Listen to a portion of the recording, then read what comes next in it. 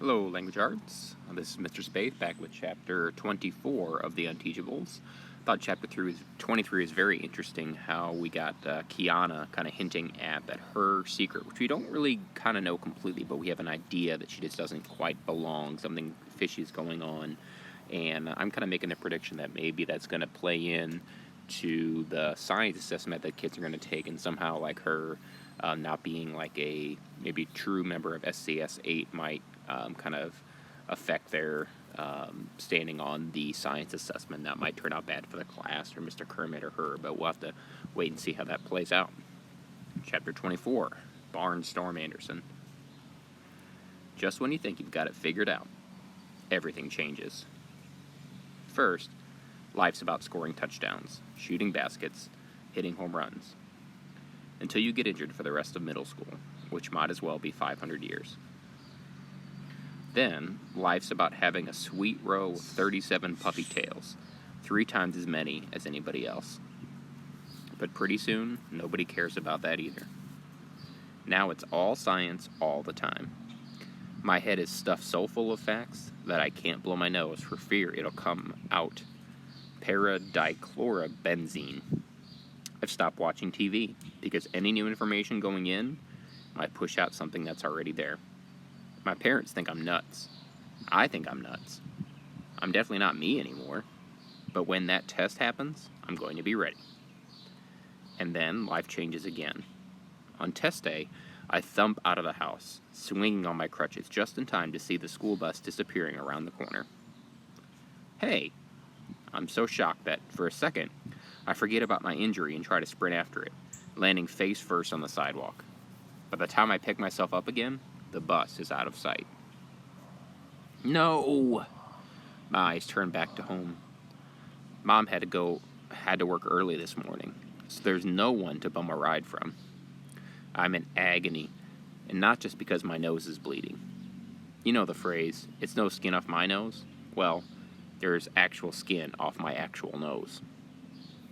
But the worst part is, I've studied for this test more than I've studied for every other test combined, going back to kindergarten.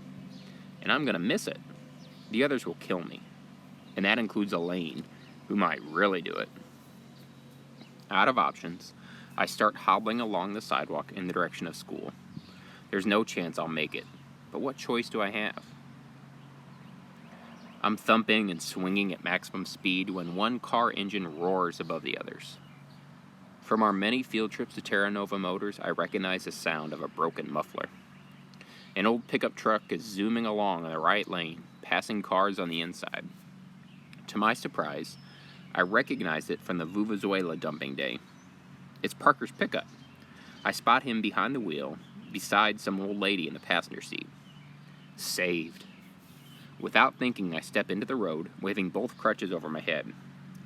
With a screech of brakes and burning rubber, he comes to a halt about 3 inches from my skinless nose. Parker rolls down the window. Get out of the way, Barnstorm, I'm in a hurry. I yank open the passenger door. Me too. I missed the bus. You've got to give me a ride to school. I can't, he protests. I'm not allowed. I can only drive for farm business. What about her? I demand, indicating the old lady. That's different. That's my Grams. I have to take her to the hospital. Grams, who seems fine to me, shoves over and pats the seat beside her. Hop in, kiddo. For some reason, that drives Parker crazy. He's not kiddo. I'm kiddo. I climb up to the seat, pulling the crutches in after me, and shut the door. Aggravated, Parker stomps on the gas and we lurch away, sideswiping a garbage can at the curb. I guess you don't have to be a very good driver to get a provisional license, compared to a real one. As we approach the hospital, Parker cranes his neck. We need the entrance that says emergency. I'll probably read it wrong, but you'll see it regular. You might see it regular too now, I remind him. Parker has been seeing a special reading teacher, and he's supposedly making a ton of progress. There, emergency. We wheel onto a driveway. You got it. I congratulate him.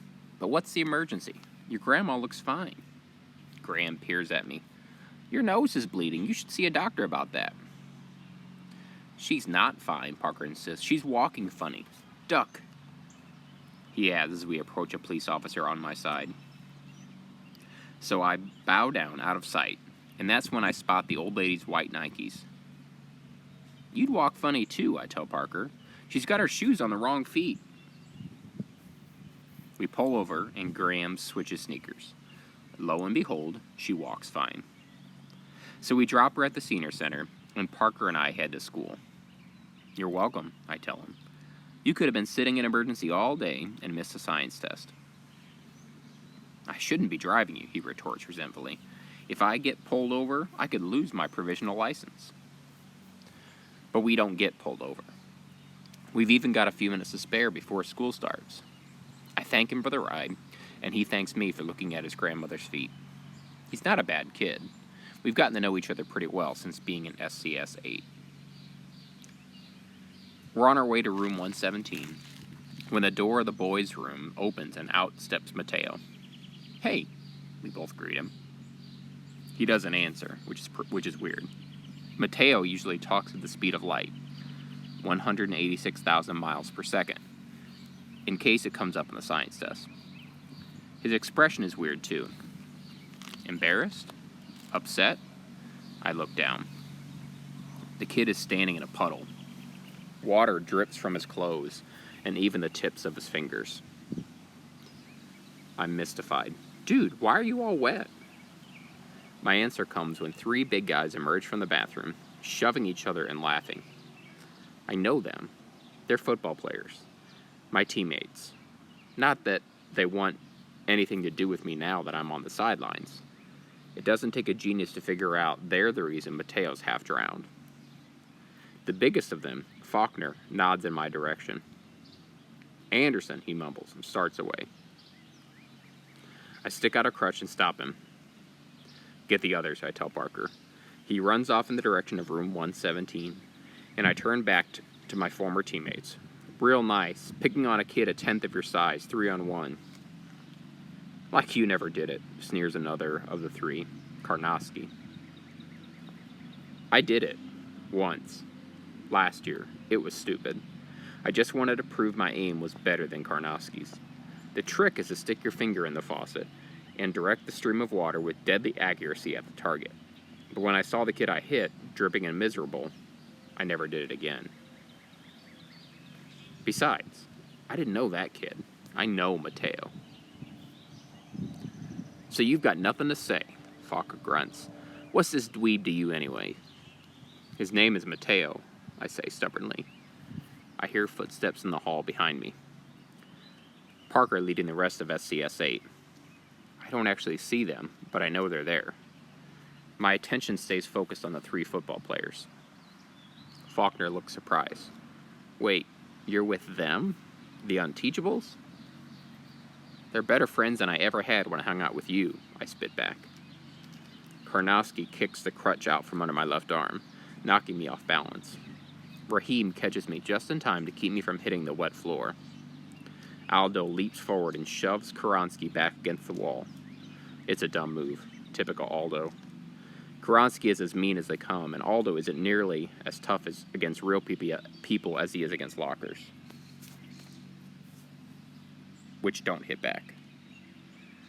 Sure enough, the 3rd kid, Bellingham, takes a swing at Aldo. And I'm thinking, here we go. But Aldo ducks, and a big body steps into the path of the flying fist. The heavy blow lands on Elaine's shoulder.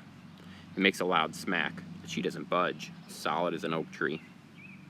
Bellingham's eyes widen in horror as he realizes who he's hit. Faulkner and Karnowski turn pale. I get the feeling Faulkner's tempted to snarl something like, "This isn't over," but Elaine rhymes with pain. He wants it to be over. The 3 football players turn tail and flee. I bray a laugh at their receding backs.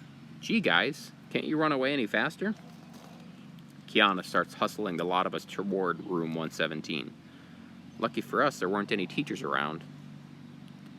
Lucky for us? I crow. Lucky for those jerks. Elaine was about to stomp them into hamburger. Me? Elaine asked, confused.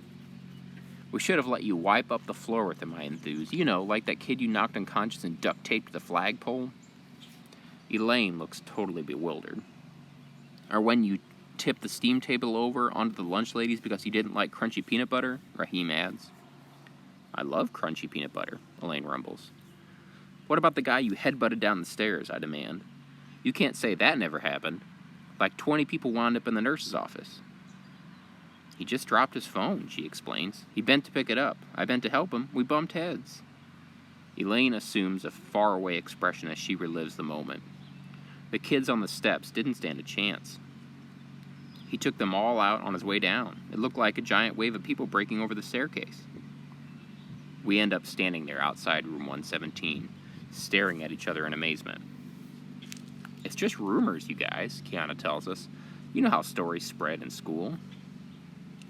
The uprooted tree, Parker persists. The bathroom stall door? The fire extinguisher? Come on, the fire extinguisher has to be true.